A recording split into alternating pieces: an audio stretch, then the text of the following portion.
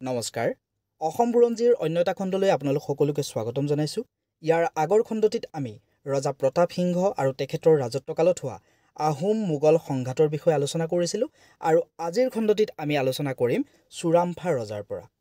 চুৰামফা ৰজাৰ অন্য নাম আছিল ভগা ৰজা। তেখেতৰ ৰাজত্বকাল আছিল 1641 পৰা 1644 লৈকে।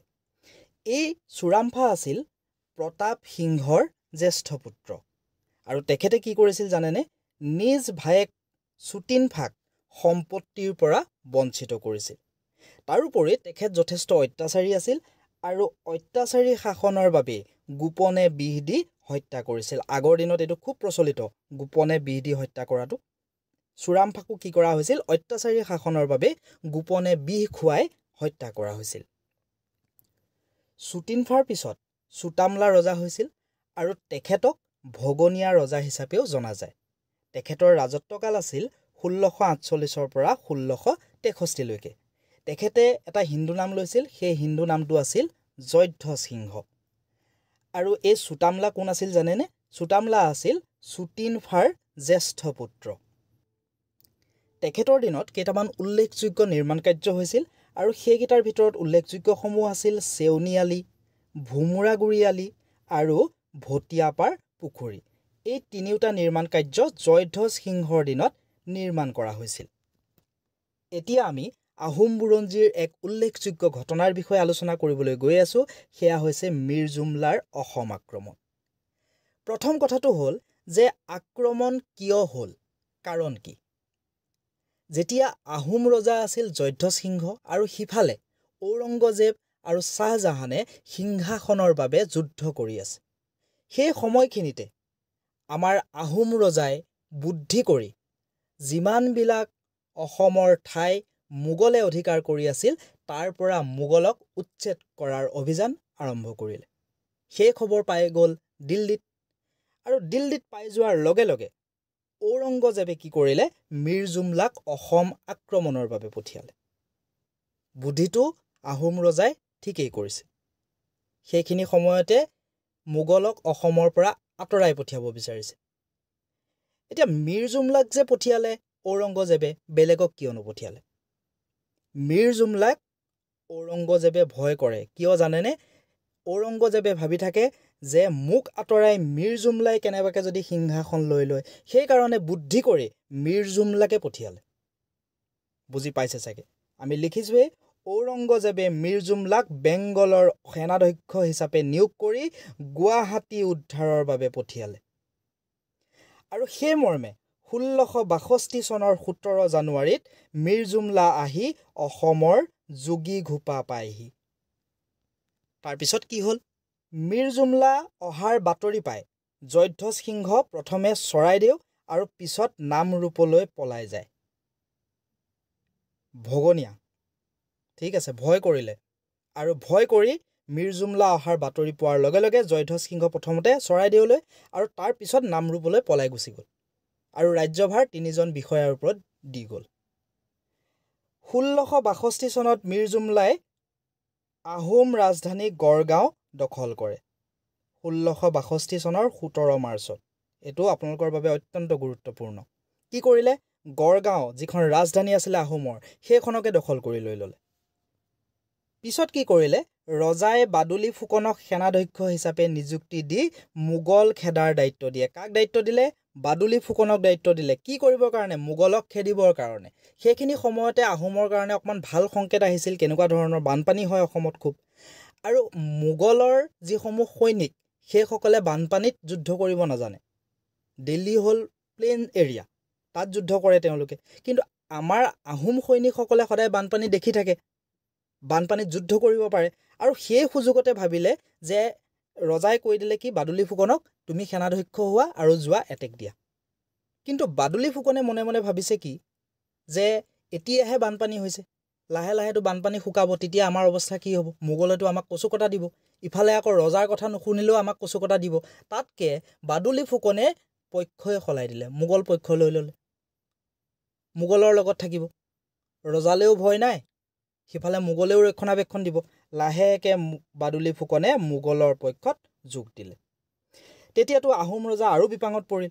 আৰু আহোম ৰজাই কৰিলে কি আহোম ৰজাই আতন বুঢ়াগোহাঁইক ৰাজমন্ত্ৰী পাতি দিলে সেইখিনি সময়তে কি হ'ল বংগত দুৰ্ভিক্ষই দেখা দিলে গৃহযুদ্ধ হৈ আছিলেতো দুৰ্ভিক্ষ হ'বই আৰু মীৰ জুমলাৰো স্বাস্থ্যৰ অৱনতি ঘটিলে মীৰ জুমলাৰ অসুস্থতা এই দুটা কাৰণত কি কাৰণ বংগত হোৱা দুৰ্ভিক্ষ আৰু মীৰ জুমলাৰ অসুস্থতাৰ বাবে মীৰ জুমলাই শান্তিৰ প্ৰস্তাৱ আগবঢ়ালে নহলে কিন্তু আহোমে আৰু নিজৰ যি ৰাজ্য সেই ৰাজ্য কিন্তু ল'ব নোৱাৰে এই মীৰ জুমলাইহে শান্তিৰ প্ৰস্তাৱ দিছে তেতিয়ালৈকে মোগল জিকি আছে আহোম হাৰি আছে আৰু মীৰ জুমলাই নিজেই অসুস্থতা হ'ল নিজৰ অসুস্থ দেহা সেইকাৰণে কি কৰিলে শান্তিৰ প্ৰস্তাৱ প্ৰেৰণ কৰিলে 1663 চনৰ 22 জানুৱাৰীত ঘিলাজৰি ঘাটৰ চুক্তি স্বাক্ষৰিত হয় এই চুক্তিখন যদি নহলহেঁতেন আৰু আমি আহোমৰ বুৰঞ্জী পঢ়িবলৈ নাপালোহেঁতেন ইয়াৰ পিছৰ বুৰঞ্জী আমি আৰু পঢ়িবলৈ নাপালোহেঁতেন ইতিহাস নাইকিয়া হৈ গ'লহেঁতেন আহোম ৰাজ্য নাইকিয়া হৈ গ'লহেঁতেন তেতিয়াৰ পৰাই চুক্তি হৈ গ'ল আহোমৰ কাৰণে ভালেই হ'ল 1663 চনৰ 22 জানুৱাৰীত হৈছিলে মনত ৰাখিব আপোনালোকে নামটো কি ঘিলাজৰি ঘাটৰ চুক্তি এই চুক্তিখনত আহোম ৰজাৰ হৈ আতন বুঢ়াগোহাঁই আৰু মোগলৰ হৈ দালিৰ খানে চুক্তিৰ আলোচনাত প্ৰতিনিধিত্ব কৰিছিল এটো মোষ্ট ইম্পৰ্টেণ্ট কুৱেশ্যন য'তে ত'তে সোধে মনত ৰাখিব এই যিখন চুক্তি এই চুক্তিখনত বহুত কিছুমান চৰ্ত ৰখা হ'ল চৰ্তবিলাক আহোমৰ সপক্ষে এটাও নাই আহোমক মানে নিজৰ অস্তিত্ব নাইকিয়া কৰি দিলে এনেকুৱাই চৰ্ত কিছুমান দিছে তথাপিতো আহোমে মানিবলৈ বাধ্য ঠিক আছে একদম প্ৰধান এটা চুক্তি আপোনালোকলৈ লৈ আনিছোঁ মানে যিটো চৰ্ত আছিলে সেই চৰ্তটো হৈছে ৰমণী গাভৰু নামৰ ৰাজকুমাৰীগৰাকীক মোগলক দিব লগা হৈছিল সেই চুক্তিৰ চৰ্ত অনুসৰি ঠিক আছে আৰু কিছুমান চৰ্ত আছিলে সেইসমূহ আপোনালোকৰ বাবে ইমান প্ৰয়োজন নাই তথাপিতো মই দুই এটা ইয়াৰ অলপ পিছতে কৈ দিম আপোনালোকক আৰু এই যিগৰাকী ৰমণী গাভৰুক দিলে ৰমণী গাভৰুক কি তেওঁৰ পিছলৈ কি হ'ল ঔৰংজেবৰ পুত্ৰ আজম শাহ বা আজম তাৰাৰ সৈতে পিছলৈ বিয়া পাতি দিয়া হ'ল আৰু ৰমণী গাভৰুৰ ঠাইত নাম দিয়া হ'ল ৰহমত বানু বেগম সোধে পৰীক্ষাত এতিয়া কি কৈছিলোঁ যে চুক্তিৰ দুটামান চৰ্ত আপোনালোকক জনাই যাওঁ পিছলৈ মানে পঢ়োতে আমাৰ অলপ সুবিধা হ'ব চাওকচোন অকণমান এটা চৰ্তটো আমি পালোৱেই যে ৰমণী গাভৰুক দিব লগা হ'ল আৰু এটা চৰ্ত আমি শিকিম এতিয়া কি হৈছিলে যুদ্ধৰ ক্ষতিপূৰণ হিচাপে আহোম ৰজাই মোগলক 20,000 তোলা বুজি পায় নহয় 20,000 তোলা সোণ দিবলগীয়া হৈছিল লগতে আকৌ 20,000 তোলা ৰূপো দিবলগীয়া হৈছিল তাৰোপৰি 210টা হাতী কিমানটা 210টা কি হাতী তাৎক্ষণিকভাৱে দিব লগা হৈছিল এই যুদ্ধত যে ক্ষতিপূৰণ সেই ক্ষতিপূৰণ কোনে দিব যিজন হাৰিব তেওঁই দিব ঠিক আছে 210টা হাতীও দিব লাগিব 20,000 তোলা সোণ 20,000 তোলা ৰূপ আৰু 210টা হাতী তাৎক্ষণিকভাৱে লগে লগে দিব লাগিব আকৌ পিছৰ বছৰটোত দিবলৈ আছে পিছৰ বছৰটোত কি দিব লাগিব তিনিটা পৰ্যায়ত কি দিব লাগিব মুঠ 30,000 তোলা ৰূপ দিব লাগিব ঠিক আছে আৰু 90টা হাতী দিব লাগিব আকৌ এইসমূহ দিব নোৱাৰে তেন্তে হলে কি হ'ব তিনিজন গোহাঁই আৰু গড়গয়া ৰজা চাহুৰ ফুকনে নিজৰ এজন ল'ৰাক বন্দী হিচাপে দিব লাগিব ইমানৰ পিছৰখিনি নালাগে আপোনালোকক মুঠতে দিব লাগিব পিছৰ বছৰটোতো দিব লাগিব দিব নোৱাৰিলেও আকৌ শাস্তি আছে মুঠতে আহোমক একেবাৰে শেষ কৰি থৈ যাব বিচাৰিছে তাৰ পিছতে ৰজা হৈ গ'ল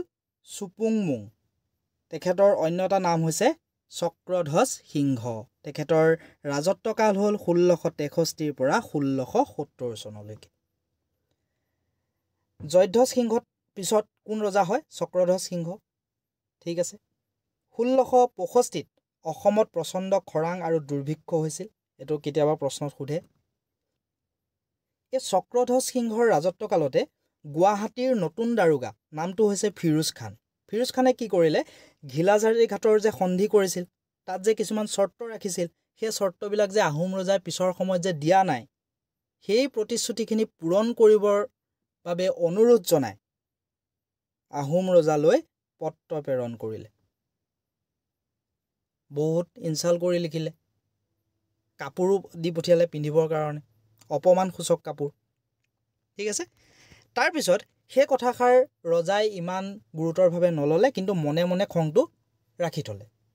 পিছত কি কৰিলে, তেখেতৰ এটা উল্লেখযোগ্য কথা আছে। কথাটো হৈছে কি, বঙালৰ অধীন হৈ থকাতকৈ মৰণেই শ্ৰেষ্ঠ। এই কথাষাৰ কোনে কৈছিল? চক্ৰধ্বজ সিংহই। কেতিয়াবা উদ্ধকমাৰ ভিতৰত আহিব পাৰে। মানে ইয়াৰ পৰা কি বুজা যায়, তেখেত এজন স্বাধীন মনৰ, স্বাধীন চিতীয়া ৰজা আছিল। নিজৰ ৰাজ্যক স্বাধীন কৰিব বিচাৰিছিল। কিমান আৰু বঙালৰ অধীনত থাকিব, মোগলৰ অধীনত থাকিব। কৰ দিব লগা মানুহ অধীনত থকাই, নহয়নে? আৰু তেখেতে তেতিয়া কি কৰিলে, লাচিত বৰফুকনক সেনাপতি পাতি মোগল আক্ৰমণৰ দায়িত্ব দিলে। কোন আহি গ'ল? লাচিত বৰফুকন সেনাপতি পাতিলে আৰু মোগলক আক্ৰমণ কৰিবলৈ দায়িত্ব দিলে।